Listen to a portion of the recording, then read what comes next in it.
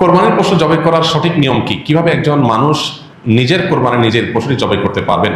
কোরবানির পশু জবাই করাটা জটিল কোনো বিষয় না। আমাদের সাধারণ মানুষের মধ্যে এক ধরনের ভীতি কাজ করে, ভয় কাজ করে। আমরা মনে করি যে কোরবানির পশু জবের অনেক নিয়ম কানুন আছে, যেটা একটু এদিক সেদিক হয়ে গেলে আর কোরবানি হবে না। এটা আমাদের অনেকেরই অহেতুক ভীতি বলতে পারি। খুবই সিম্পল এবং খুবই সহজ একটি বিষয়। আপনি মোরগ যেভাবে জবাই করবেন, হাঁস যেভাবে জবাই করবেন, ঠিক একই পদ্ধতিতে গরু ছাগল জবাই করবেন।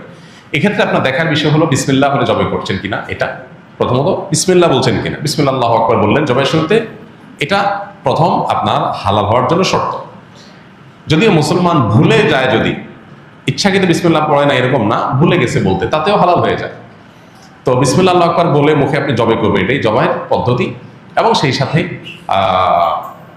ভালো করে শুইয়ে পশুকে যাতে কষ্ট কম দিয়ে জবাই করা যায় সেজন্য ধারালো ছুরি নিয়ে আপনি পশুর কণ্ঠনালী গলায় আপনি ছুরি চালনা করবেন। এখানে ছুরি চালনা করার পর দেখতে হবে যে বড় যে নালীটা, খাদ্য নালী, যেটা দিয়ে খাবার নামে, ওইটা কাটা গেছে কিনা।